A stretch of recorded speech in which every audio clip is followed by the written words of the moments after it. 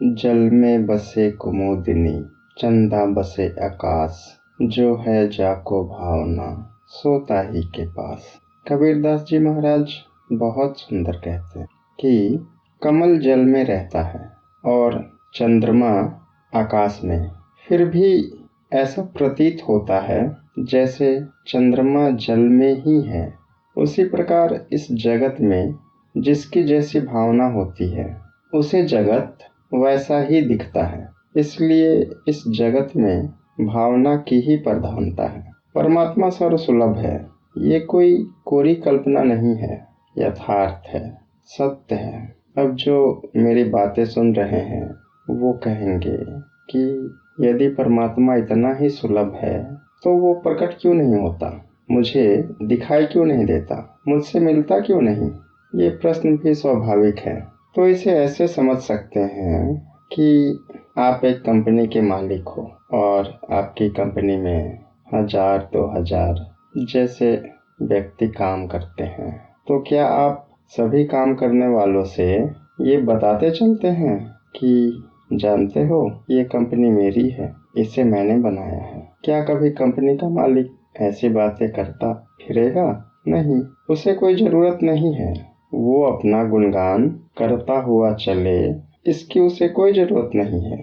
वैसे ही जो इस संसार का स्वामी है, वो क्यों ऐसे ही सबसे कहता फिरे कि मैं ही परमात्मा हूँ, मैंने ही बनाया है ये धरती, मैंने ही बनाया है ये जगत। उसे क्या गरज है, वो तो मालिक है, उसका ही बनाया है ये खेल। वो कहेगा नहीं।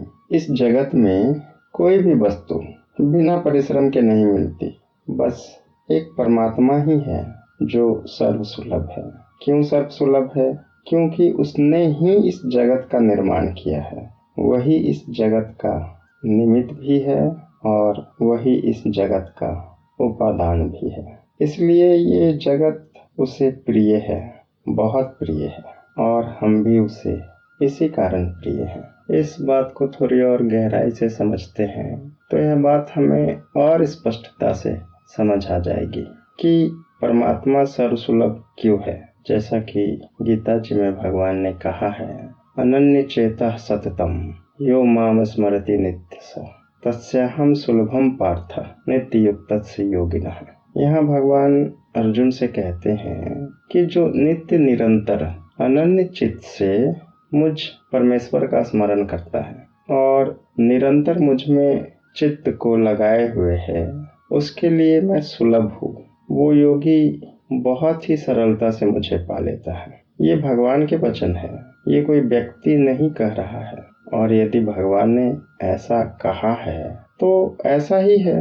अब आगे से समझते हैं। जिसकी चेतना, जिसे हम स्मरण कहते हैं, वो सदा उस नित्य निरंतर परमात्मा में स्थिर है। उसके लिए परमात्मा सर्वसुलभ है। अब इसके गूढ़ भाव को समझते हैं कि चेतना नित्य निरंतर का क्या अर्थ है। इसका अर्थ ये है कि जैसे आपका नाम मोहन है या कोई अन्य नाम है, ये नाम आपके चेतना में, आपकी स्मृति में छपी है। अब कोई व्यक्ति यदि 50 लोगों की भीड़ में भी आपका नाम लेकर पुकारेगा तो आप ही उत्तर देंगे। अब दूसरा उदाहरण देख लेते हैं। यदि आप सोए हैं और उस गहरी निद्रा में भी कोई आपका नाम ले तो आप उठ जाएंगे और तुरंत उत्तर देंगे। क्यों?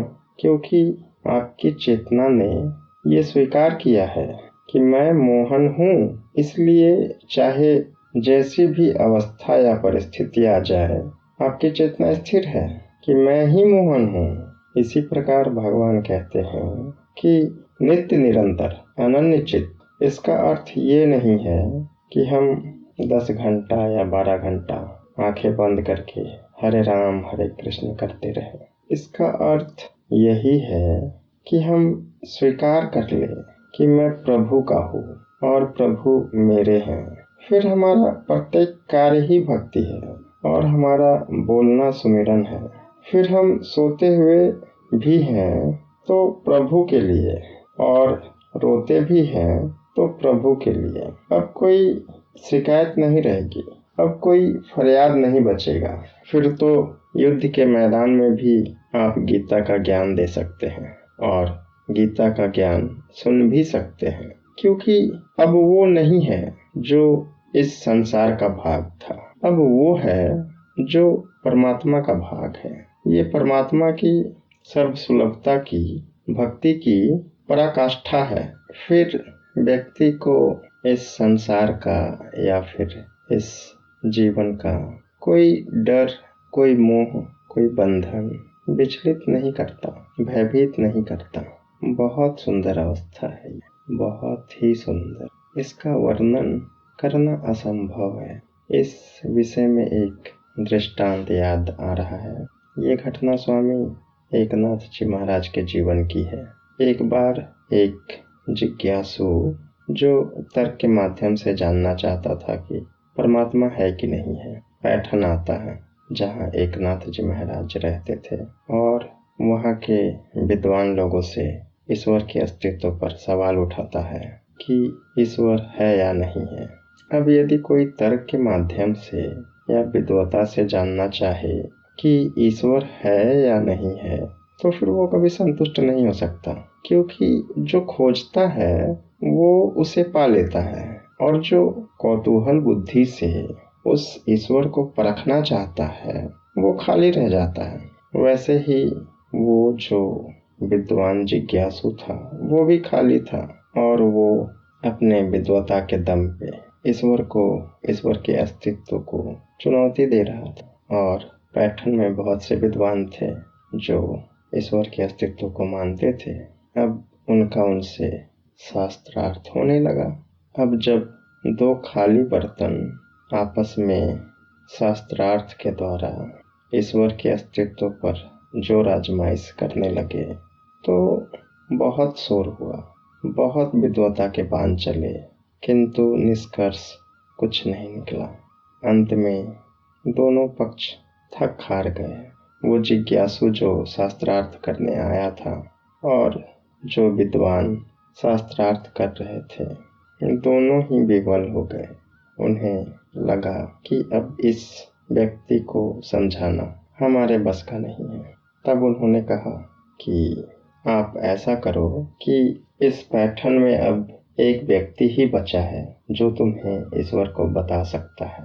वो एकनाथ है, जाओ और उसी से पूछो, शायद तुम्हारी जिज्ञासा शांत हो जाए। वह व्यक्ति एकनाथ को ढूंढने के लिए निकल गया। चलते चलते जब वो एकनाथ जी महाराज के समीप पहुंचा तो क्या देखता है कि एक व्यक्ति मंदिर में सोया है और उसका पैर मंदिर के जो गर्भगृह होते हैं, जिधर भगवान की प्रतिमा होती है, उस तरफ है। अब वो व्यक्ति और चकराया। उसने सोचा कि मैं तो नास्तिक बुद्धि हूँ ही, किंतु ये व्यक्ति तो घनघोर नास्तिक है जो मंदिर में ही सोया है और मंदिर की देवता के तरफ पैर किया है। ये क्या मेरे प्रश्न का उत्तर देगा? ऐसा सोचकर वो व्यक्ति वहां से जाने लगता है। तब एकनाथ जी महाराज कहते हैं कि हे पथिक, रुको, क्यों आए थे और क्यों जा रहे हो? कारण तो बताओ। तो वो जिज्ञासु कहता है कि मैं आया था अपनी शंका के समाधान के लिए, किंतु मैं यहाँ कुछ विपरीत लक्षण ही देख रहा हूँ। एक ज्ञानी के जो लक्षण होने चाहिए वो कोई भी लक्षण आप में नहीं है। एक तो आप मंदिर में भगवान के तरफ पैर रख के सोए हो, दूसरा दिन में सो रहे हो। ये क्या ज्ञानी के लक्षण है? एकनाथ जी महाराज उस आगंतुक की बातें सुन के कहते हैं कि ज्ञान और अज्ञान तो मैं नहीं जानता, किंतु इतना अवश्य जानता हूँ कि तुम मेरे पास आए हो और मेरे पास जब आए हो तो अभी भोजन करने का समय हो चुका है और मैं तुम्हें बिना भोजन करवाए यदि भेज दूं तो ये आतिथ्य धर्म का अपमान होगा। इसलिए ऐसा करो, कुछ देर रुक जाओ, मैं कुछ रोटी वगैरह का बंदोबस्त कर लेता हूँ, फिर आप खाना खा के चले जाना।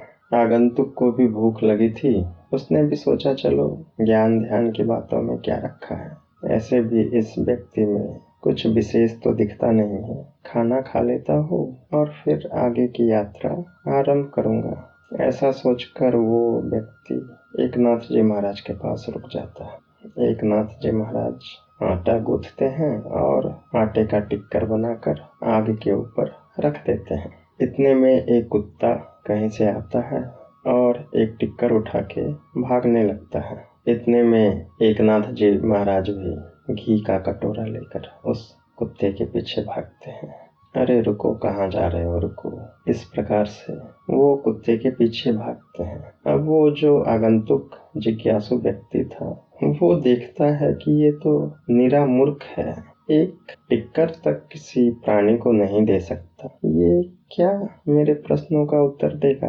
अच्छा हुआ कि जो मैंने कोई प्रश्न इससे नहीं किया। इस प्रकार वो सोच ही रहा था कि इतने में एकनाथ जी महाराज लौटते हैं और उनके हाथ में वो कुत्ते की जूठी टिक्कर होती है। वो उस टिक्कर में घी लगाते हैं और उस टिक्कर को फिर से कुत्ते को देते हुए कहते हैं, अब खाओ, अब अच्छी लगेगी। बिना घी की टिक्कर तो मुझे भी पसंद नहीं है, प्रभु तुम्हें कैसे पसंद होगा। जब इस प्रकार की बातें हो रही थी तो वो जिज्ञासु आगंतुक एकनाथ महाराज से पूछता है कि ऐसा क्यों किया आपने, कि उस कुत्ते के मुंह से रोटी छीन के लाई आपने और फिर उसमें घी लगा के फिर से उसे दिया। तब एकनाथ जी महाराज कहते हैं कि वो जो कुत्ता है वो भी तो मैं ही हूँ और मुझे बिना घी की टिक्कर अच्छी नहीं लगती, तो मैं बिना घी के टिक्कर कैसे खा सकता था। इसलिए मैं टिक्कर वापस लाया और उसमें घी लगा के फिर से उसे वापस दे दिया ताकि वो घी लगा हुआ टिक्कर खाए। कहानी काफी लंबी हो गई, किंतु भाव यही है, भाव यही है कि यदि हम परमात्मा को अपनी चेतना में उसे स्थापित कर लिया, अपनी चेतना में उस प्रभु को बिठा लिया, हम उसके हो गए, तो फिर हमारा कोई भी कर्म हमारा रहता ही नहीं है। फिर हर एक कर्म के पहले वही आएगा और हर एक कर्म उसी एक के लिए होंगे। यही नित्य निरंतर अनन्य चेतना है जिसका कभी अभाव नहीं होता। उस परमात्मा में, उस ईश्वर में बुद्धि प्रतिष्ठित हो जाती है, बुद्धि समर्पित हो जाती है। फिर कोई कर्तव्य, कोई भी कर्म विशेष रूप से करना नहीं होता है। जो भी होता है स्वतः स्वाभाविक होता है, क्योंकि ईश्वर सुलभ ही है, अति सुलभ। वो भाव का भूखा है, इसलिए परमात्मा कोई दुर्लभ है नहीं कह सकते, क्योंकि वो सुलभ तो है, किंतु हमने अपनी मान्यताओं के कारण, अपने कपट से, अपनी वासना से उसे भुला दिया।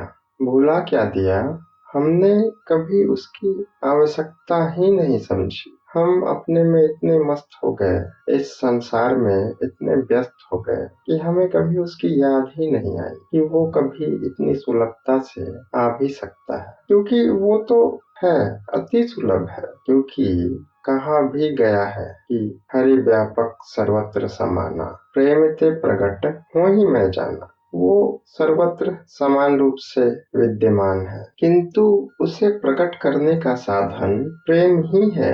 जैसे सूर्य के प्रकाश में 7 रश्मियां हैं, किंतु प्रकट क्या है, प्रकट सिर्फ श्वेत रंग ही है, प्रकाश का सफेद रंग ही हमें दिखता है। इसका अर्थ ये नहीं है कि अन्य रश्मियां जो है वो है नहीं, वो है किंतु प्रकट नहीं है। यदि हमें अन्य सभी रंगों के रश्मियों को देखना है तो हमें प्रिज्म से उसे गुजारना होगा, हमें प्रिज्म के द्वारा उस श्वेत प्रकाश को देखना होगा, फिर वो 7 रश्मियां हमें दिखेंगी। उसी प्रकार से यदि ईश्वर को, परमात्मा को अनुभव करना है तो प्रेम ही माध्यम है। इसके लिए करना क्या है, बस एक छोटा सा कार्य करना है कि अपने को उस परमात्मा के साथ, उस विराट के साथ संबंधित कर देना है। संबंधित कैसे करना है, तो हमें उस परमात्मा के साथ संबंध बना लेना है, एक बंधन बना लेना। इस प्रकार का बंधन, जैसे व्यक्ति शादी करता है तो शादी में क्या होता है, दूल्हा दुल्हन 7 फेरे लेते हैं। 7 फेरों के बाद वो दुल्हन उस दूल्हे की धर्म पत्नी हो जाती है। दुल्हन समर्पित हो जाती है अपने पति के प्रति। इसमें क्या हुआ? इसमें यही हुआ कि दुल्हन ने स्वयं को समर्पित कर दिया। वो पत्नी हो गई और दूल्हे ने अपने को समर्पित कर दिया। वो पति हो गया। यही तो होता है बंधन में। क्या होता है? यही होता है। हमने मान लिया, हमने संबंध माना है। उसी प्रकार से हमें ईश्वर के साथ, परमात्मा के साथ संबंध बना लेना है। ऐसा संबंध बना लेना कि अंतर में ही उसे कह देना है कि प्रभु हम तेरे हैं, बिन फेरे हम तेरे नाथ, अब तू ही जान, तू ही रख, तेरे लिए ही जिएंगे, तेरे लिए ही मरे। हृदय से कह दो। और यदि आपको लगता है कि बिना फेरों के बंधन नहीं बंधता है, तो आप जहाँ बैठे हो, जहाँ खड़े हो, वहीं घूम जाओ 7 बार, ले लो फेरे, हो गया बंधन। अब उसके साथ आपका संबंध हो गया, अब टूटेगा नहीं। अब जो भी करो, जैसा भी करो, उसके लिए ही करो। खाना बनाना है, उसके लिए बनाओ। घूमना है, उसके लिए घूमो। नौकरी करना है, उसके लिए करो। ऑफिस जाना है, उसके लिए जाओ। जो करना है उसके लिए ही करो, सतत स्मरण के साथ। सतत स्मरण के साथ का अर्थ, जैसा हमने पहले जाना, कि यदि आप निद्रा में भी हो और यदि आपका कोई नाम लेके बुलाए तो आप उठ जाते हो। आपकी स्मृति इतनी गहरी हो गई है। बिल्कुल ऐसी ही स्मृति हो जाए, फिर परमात्मा सर्वसुलभ है, फिर वो प्रकट ही है, फिर वो दुर्लभ नहीं है, सर्वसुलभ है। फिर आपको कहीं जाना नहीं पड़ेगा। फिर जैसा कबीरदास जी महाराज कहते हैं, कबीरा मन निर्मल हुआ जैसे गंगा नीर, पीछे पीछे हरि फिरे, कहत कबीर कबीर। फिर वो पीछे आएगा ही, फिर वो पुकारता हुआ चला आएगा, क्योंकि आपने उसे अपना बना लिया। और एक बार वो अपना हो जाए, फिर तो क्या कहना, फिर कहा नहीं जा सकता। फिर आनंद ही आनंद, फिर परम आनंद है। फिर किसे चिंता है मुक्ति की और किसे चिंता है बंधन का? फिर तो मुक्ति भी नहीं चाहिए और बंधन तो है ही नहीं। फिर तो ऐसा बंधन हमने बांध लिया जो सारे बंधनों को ही खंडित कर देती है, सारे बंधनों को एक पल में भस्म कर देती है। ऐसा बंधन बांधा कि परमात्मा ही सर्वसुलभ हो गया। बस इतनी छोटी सी युक्ति है, इतना छोटा सा कार्य है, जिसके द्वारा सब कुछ संभव है। जिस प्रकार मीरा के लिए वो सुलभ हुआ, जिस प्रकार गौरांग को वो सुलभ हो गया, जिस प्रकार एकनाथ जी महाराज के लिए वो सुलभ हो गया, वैसे ही आपके लिए भी सुलभ है। होगा मैं नहीं कहता, वो सुलभ ही है। परमात्मा सर्व सुलभ है, सबके लिए सुलभ है। ऐसा नहीं है कि वो किसी विशेष के लिए सुलभ है और वो सभी के लिए सुलभ है। बस सुलभता जान लेनी है, सुलभता को पहचान लेना, अपना उससे नित्य निरंतर अनन्य चित्त से उसका सुमिरन हो जाए, फिर कुछ करना शेष नहीं रहा। फिर तो जैसा कबीरदास जी महाराज कहते हैं, पीछे पीछे हरि फिरे, कहत कबीर कबीर। फिर वो पीछे आएगा ही आएगा। इसी के साथ मैं अपनी वाणी को विराम देता हूँ। आप सभी आत्मन को मेरा प्रणाम।